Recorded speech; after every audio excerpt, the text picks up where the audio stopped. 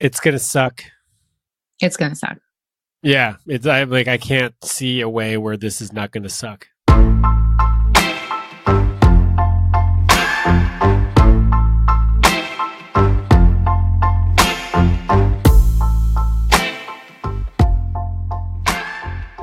Is the juice worth the squeeze? That is something that I ask my clients pretty often when we're talking about relationships.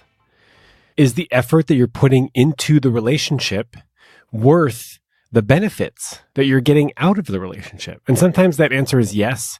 Sometimes that answer is sometimes. And sometimes the answer is fuck no.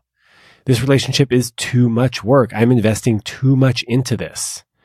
Today's episode is a free love advice segment that I recorded with a woman who, to me, appears to be in a toxic relationship. The problem with toxic relationships sometimes is they can be really, really, really exciting. The highs can be so high and you kind of forget about how bad it can get. And I've had one of these relationships before where when it was good, it was incredible. But when it was bad, it was devastating. And I couldn't pull myself out of that relationship. I used to say that I would ride it until the wheels fell off. And then when there was no wheels, I would just push that carcass of a relationship down the street. And I did. Finally, she had to break up with me because I never would have on my own. So we're talking about relationships that are just incredibly challenging to end. And no matter what form or structure they take, sometimes you take a break. Sometimes you only see each other this way. Maybe you try to transition to a friendship. No matter what you try, it doesn't work, but you keep trying. And I have been there before, and it's weird. I might be in that right now, which is kind of fucked. Some of the calls that I have and the advice that I give and the coaching clients that I work with, I'm working through the exact same shit. And it's fucking weird. Today's episode is not a clean episode. Hide your children. If you want free love advice of your own, go to thelovedrive.com/free love advice. You can get on my calendar and we can do something that's very similar to this episode. Because what I'd like to do is to start releasing 2 podcasts a week. A regular podcast with a guest interview on Tuesdays, and then free love advice sessions on Fridays. But in order for me to do that, I need more free love advice sessions. So if you're interested in some free love advice, thelovedrive.com/free love advice. Sign up. Let's do it. My name is Sean Galanos. This is The Love Drive.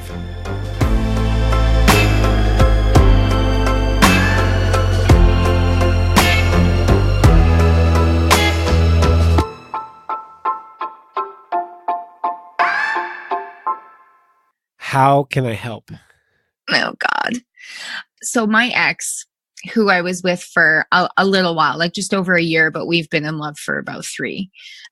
He's I'm going to say a semi-famous musician here in BC.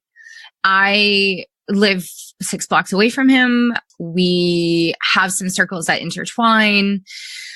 And we broke up, and from breaking up, it was like a really painful thing. Like the relationship was okay and there was no big trauma breaking up. Like there wasn't nobody cheated on anybody. It was just like not working.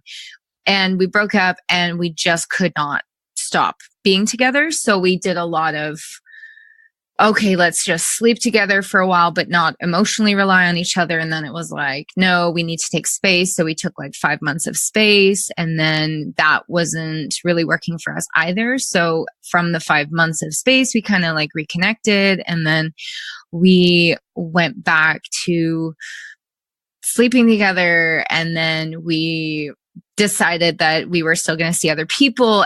It's just been this huge mess of trying out different ways of existing in each other's lives and just grappling with the pain that's coming from each of these attempts. All the while, the same problems come up. Even though we're not a couple, the same problems are still coming up that we had when we were together, which is really indicative of something, obviously. This has been going on for so long, and I don't know what to do. I don't really know, like, keep them, try something else. I don't really know. I feel like I'm stuck with limited options right now. You talked about options. I'm curious, like, what those options are. I just don't really know what approach to take anymore to try to mitigate the feelings of how painful it is to be connected to him. Like, I want to be, there are so many reasons why I want to remain connected, and just a lot of them don't even have, some of them don't even have to do with him. Some of them have to just do with, I want to feel like I'm capable of salvaging something that was at one point really special to me, and I want to know that I can turn it into something that I can work with. It's a pride thing. I don't really want to feel like I fail at this. I don't want to let go of it because I can't figure it out. I want to figure it out. But I can't. I don't want to sleep with him, and I don't want to be with him. I do know those two things, and that's amazing for me. I know I don't want to sleep with him anymore, and I know that I don't want to be with him in a romantic sense as a couple. So that's really good. That's where I've gotten to at this point, which is great. But I don't even know how to exist as his friend. Like, I don't even want to ask him questions about himself, because I'm just like, I get so triggered from hearing him talk about himself. And I just, in my head, I'm like, you narcissistic piece of shit. Like, I'm just like so negative towards him. This is probably not making any sense. I have a lot of negative feelings towards him, and I don't really know what to do. I'm just curious, what are you trying to salvage exactly? Goddamn. I have so much of my identity within him. I've learned so much from him over the years, and creatively we connect so well. Like, when I'm with him, I get excited about writing, and I get excited about photography, and he's kind of my only like artsy friend that I can geek out with like music and art and film and blah and blah. And that I cherish so much. I've met a lot of people in my seemingly short life, I suppose, but I've never met anybody like him who is as like liberal and weird. Wait, you live in BC? It's like full of weird, liberal, weird people. I know. He does this thing where he's like that way, but he's also so aware. And I just have not yet met someone like that. And so I think I'm scared to let go of. He's a bit of a medium almost, or like a connection between me and that world. Well, I heard that actually. I heard that when you were talking about like he sort of makes you feel more creative. Yeah. And I think the issue with that is that whenever you depend on other people to get power, that's highly problematic, because that means that you're not your own source of power. And creativity and motivation and drive and vitality, it hinges on another person. And that is extremely dangerous, especially when another person is being kind of a butthole. That's a nicer way to put it. Yeah. I mean, I've really, and that's one of the things he taught me, was to cultivate that within myself, which is amazing comparatively from where I was when I met him to now, night and day. I have no problem starting little projects on my own. There's just something that he adds that is, I don't know, man. He sees me in a way that I don't get anywhere else. And I could do without it, but I don't really want to. You sound like a drug addict. Oh God, I do, don't I? Holy shit. Yeah, you talk about him, or the way he makes you feel, sort of the way the drugs used to make me feel. It is so good. That's why we do it. So stop grimacing, because I don't want you to feel shame about this. We do it for a reason, because it feels so good, and it gives us a thing that we really haven't found elsewhere, and it fills a void on the inside. And life without drugs for me was like really, it's kind of flat at first because I had to sort of relearn the things that I liked and the things that I wanted. And I kind of had to push through sort of a depression of being without this substance that gave me vitality and drive and creativity and motivation and all these things that I'm hearing this person gives you. Mm-hmm. But we have to push through that in order to come out the other side where it might be less interesting for a bit, but we start to figure out how we can sort of auto drive ourselves. And so what I'm hearing is is sort of like you know, it is this overarching belief that you probably should give up the drugs and try to live the sober life. This is just what I'm deriving from your words. I'm not going to tell you what to do, but I will share a story with you about how my life was before and after drugs. I like stories. Yeah, before drugs, super high highs, but also really, really low lows, like crawling on the carpet looking for cocaine. Like, you know, pebbles, like little nuggets, right? Low, really depressed, wanting to kill myself, but also super beautiful moments connected with all these people and like feeling empowered and, you know, very loving. I used to love ecstasy also. So there was like a lot of loving feelings. Deadly. Yeah. And so what happens in sobriety is that I don't experience those high highs as much anymore, but I also don't experience those low lows. And over time, if I look at like the 10 years that I've been sober, my baseline quality of life has gone up exponentially. Mm-hmm. So that where I am now is nowhere as low as I was back in the day. And so my new highs sort of kind of close to the old highs, but they're natural and they don't come with a low. Mm-hmm. So it's funny hearing you say this because he's a recovering, like he really struggles with addiction. And I swear to God, I've heard him say the exact same things from his mouth. Kind of ironic. What you've described sounds like a really difficult place to get to. Slowly over time. Slowly over time, baby steps. Baby steps. I have two other things, actually, now that you mentioned that he's a recovering alcoholic. Have you heard of alcohol? Drug addict? I think like cocaine was the big one. It's all pretty much the same. We're like using substances to change the way we feel. Yeah. Have you heard of Al-Anon? I just started going 3 weeks ago because my mom is my mom's like a really heavy duty alcoholic whom I'm also seeking support with right now, I'm seeking support for my relationship with her. Yeah. So I'm going to Al-Anon for that.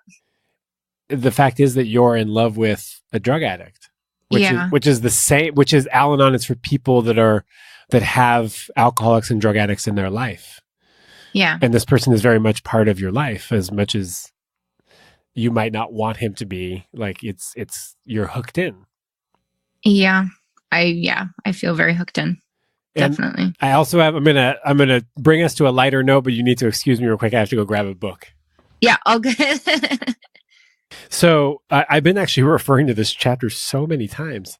Loving Bravely by Dr. Alexandra Solomon is the book. Mm. If you could get this book, it's lovely. It's beautiful. Mm-hmm. It's a great book. There's a chapter on soulmates. Ugh. Yeah. Okay. And there are three, she talks about 3 different kinds of soulmates. Oh, no. And there's a third one called A Soulmate Wakes You Up. I'm just going to read this to you. Mm-hmm. Actually, yeah. I'm going to read you the excerpt, which is actually taken from another book. Some people will know what this is, what book this is from, but I didn't. Okay. People think a soulmate is your perfect fit, and that's what everyone wants. But a true soulmate is a mirror, the person who shows you everything that's holding you back, the person who brings you to your own attention so you can change your life. A true soulmate is probably the most important person you'll ever meet because they'll tear down your walls and smack you awake. But to live with a soulmate forever? Nah, too painful. Soulmates, they come into your life just to reveal another layer of yourself to you, and then they leave. If you let them. If you let them. Oh, they'll leave. They'll leave. Oh, those words hurt. And I really like this definition.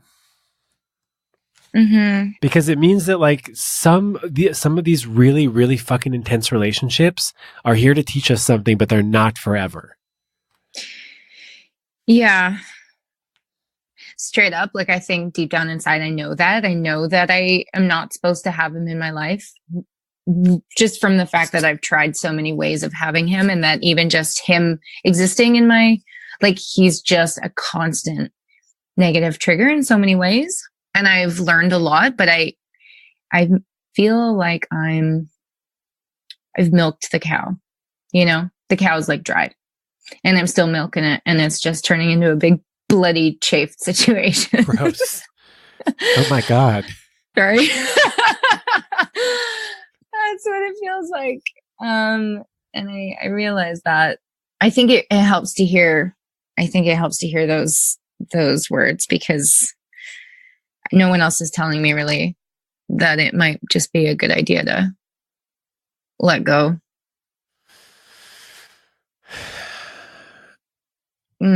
I hear you and I see you, and I kind of want more for you than this. More than what I get out of my chafy relationship? Yeah.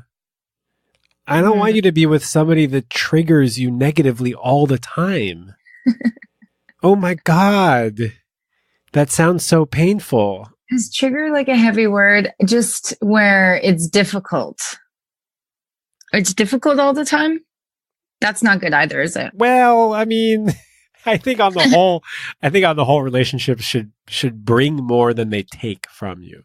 Ooh, social exchange theory. Sure. I've never heard that before, but I love it. In order to like sustain the relationships that we're in, or just it's human nature that you need to get as much out of relationships as you put into them, and sort of just naturally, unconsciously, if we start to get less out of relationships, we will not be as focused on those, which I don't think is true. I think sometimes people will become more focused on those relationships when they start getting less out of them. But anyway, it's something I read in Psych 101 and it's always stuck with me. And it's kind of like a checkpoint. Like, am I getting as much out of this as I'm putting into it? And the answer is no. You know, like I feel like a relationship is greater than the sum of its parts. So there's you, there's this person, and then there's the relationship. And if you're all both putting into it, then it should be something fruitful, positive, that brings more joy to your life than the opposite, which seems to be sort of like pain and challenge. Yeah. I mean, of course, all relationships, they're not going to be easy. There's some work involved, some assembly required. Absolutely. And actually, I mean, I think that's another part of why this has been so difficult to let go of it. Cause I'm like a problem solver, a fixer, needing it to end in a good way before I can move on. Like I can't work on another task unless I finish the one before that. Drives me absolutely nuts. And in our relationship, he was not comfortable with conflict. And my life is conflict. Like I grew up in tons of conflict with my mother and have always had really intense emotional situations, which I know reflects on me. But I am good at conflict, believe it or not, a lot of the time. And he thought conflict was bad. If conflict happened, he would either attack or like withdraw. And I always just wanted to, like, I just want to like have a fight with him. That is like a good fight, you know, like a healthy fight. It's kind of this dream that I have that like we just have this fight and then that's it. Like that's the good ending, or that's us just going on our ways naturally, whether it is, walking side by side or not ever talking again. I just really want to have like a healthy fucking fight with this guy. And sometimes you will not get what you want, no matter how bad you want it. Somebody who withdraws or attacks, which is very common, super common. It is. Hey? Not working for you because you're someone who wants to, it sounds like, figure it out right now and have a healthy, like a argument and get to the bottom of something. Yeah. So that sounds so dreamy. Dude, it's so possible, by the way, just not with this person. Yeah, just not with this person. That's and oh God, I have so many things to say about this. When you said that you're a problem solver and you're looking at this relationship as sort of like the ultimate problem to solve, I'm more interested in, can you look at a different problem for you to solve? Like how to get out of this relationship, or how to find someone who's more aligned with your way of communicating. Or, there are other problems that you could look at this problem in a different way, which will bring resolution. But trying to solve your relationship with this person, I don't think you'll ever be satisfied with the resolution. Mm-hmm. That's a really hard thing to accept. That's a super, super hard thing to accept. But I suppose I could work more. I mean, at this point, I think I definitely don't want to find anybody else. I think I'd love to spend time working on continuing to cultivate what I gain from him within myself. Okay. I think that would be something that I would focus on. But I don't know. I just feel so hopeless with the separating. It's crazy. It's like, it doesn't even feel like a problem anymore. It just feels like something I want to run away from, which is unlike me. I usually am very much like dive right in and focus on it and lean into the discomfort. But this one is just, it's too much at this point. It's just too much. It's crazy. It's going to suck. It's going to suck. Yeah. I can't see a way where this is not going to suck. Oh, it sucks for so many reasons. Like my mom brings them up during our arguments, and the family keeps saying like, why isn't that working? And it's just as if he's everywhere and I can't escape him. And I think that's also part of why I want it to be fixed, because in the space of 5 months that we took when we were apart, he was everywhere without being anywhere. He was everywhere around me. Constant reminders of this person. He's not going anywhere. Yeah.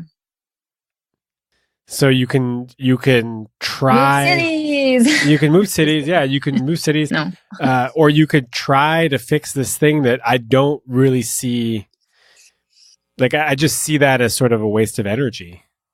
Mm-hmm. Even though I don't pretend to know your situation or your relationship, just from what I'm hearing, there's got to be another way that puts the focus on you and not on him. Yeah. Yep. I definitely think I've got some work cut out for me, for sure. What does that even begin to look like? I don't really know. Like, am I supposed to talk to him about this stuff and say, hey, I know that we are going to try to be friends, but I'm struggling and I think it's better if we don't, because then it becomes a thing. As soon as I give him that message, it just becomes this, intangible tension in the environment that is the city almost. Then I'm scared of running into him. And do I give him that message? Is he even a part of this journey for me? Like, do I need to include him in this? Do I need to give messages to my family and friends? Hey, I'm struggling with this. I know it's been 3 years, but can you not talk about him to me anymore? Because then I hate admitting that I'm struggling to my mother. She'll get all weird about that. So yes, I think it's valuable to tell the people around you, like your family members, like, hey, I'm taking some space from Darren, whatever. We'll call him Darren. It's not Darren, is it? Perfect. No, that'd be great if it was. I'm taking space from Darren. I just need to heal from that relationship. It's like causing me some anxiety. I just don't like the way I am around this situation. So I'm going to take some space from it. And it's actually really challenging to hear you guys talk about him. So if you could, for me, please refrain from talking about Darren when I'm around. It would really help me out and it would mean a lot to me. Mm-hmm. I think that's a good way to couch it with family and like friends. And then with Darren, it would be something like, hey, I know we were going to give this a shot in terms of friendship and I love you and you've taught me so much. And I'm still like really struggling with how to be in this relationship. And I still need time from you. So I know we live in the city. I think it's a small town. We were going to run into each other. I'd like to just request that, we don't make a big deal out of it. If we see each other somewhere, cool, we can say hi. But I'm going to take time for me to heal from this relationship. Mm-hmm. That's one option that you have. Mm-hmm. It doesn't have to be a big deal. Like taking space doesn't have to be a big thing. And also no contact doesn't have to be super rigid. Like if you accidentally see him at the grocery store, it's not like you intentionally broke no contact. You can wave and you can wave your cucumber at him and then keep going. And with the support of your friends, the work that you're going to do in Al-Anon, if you choose to accept that work, which is to like work the 12 steps and get the literature and work with a sponsor and like own up to like the shit that you're dealing with, because for the most part, these people are here to help. They really are. Mm-hmm. And they can help because they've been through it. So a combination of space, support from your friends, Al-Anon, and gosh, I feel like that's a great start. Yeah. Over time, this will get better, but it's, you have to go through it. Mm-hmm. As you say all that stuff, it sounds amazing. And I feel completely and utterly panicked at the amount of emotion and like embarrassment and shame and fear that all brings up. And it's kind of like one of those, I don't even know where to begin, like how to slowly start to let in those feelings through those processes, going to Al-Anon regularly and giving those messages to my family and friends. I would just start with Al-Anon. Okay. I would just go to the meetings and introduce yourself to somebody and like start slowly sharing your story. You will be amongst people that know how you feel. Like when you talk about shame, I know how you feel.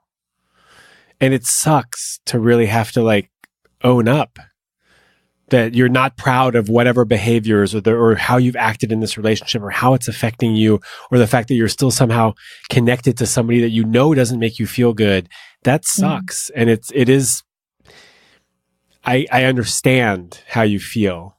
And eventually, once you talk about it over time, over and over and over again, and you fucking write it out and you get it out, and these people, most likely women, will help you through this process. You don't have to know anything. They will help you through this. You will start to get it out and you will feel less of that shame. Yeah. You're not alone in this. Mm-hmm. This is something that happens. Yeah, it does, doesn't it? It's nice to know that other people go through this because I feel like a freaking loser. Also, by the way, drug addicts and alcoholics are fucking hard people to be in a relationship with, whether they're in recovery or not. Are they? Yeah, they are. Of course they are. Yeah, it's horrible. I don't really ever talk about how hard it is to be in a relationship with my mother because that is the biggest source of pain in my life. And so I skirt around that constantly. Like even in Al-Anon, I don't bring it up because I'm scared I'm just going to turn into like a waterfall. I would say for the past 2 to 3 years, my 2 greatest relationships have been with my 2, my pillars have been addicts, and it's been detrimental and awakening and motivating, but very, very damaging.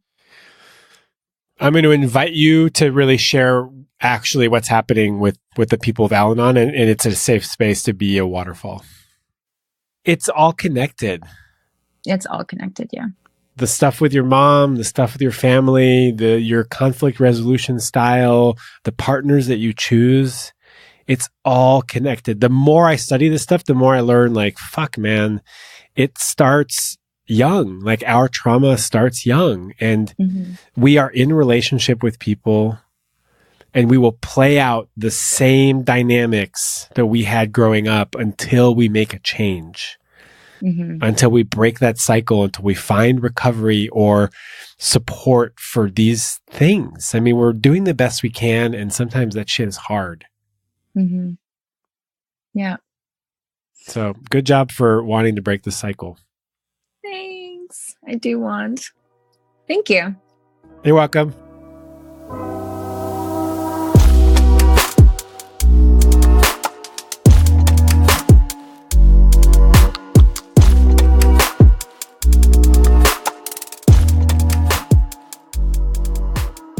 Again, if you want some free love advice of your own, go to thelovedrive.com/free love advice, and you can sign up for a session. You can get on my calendar. We can do this. And thank you.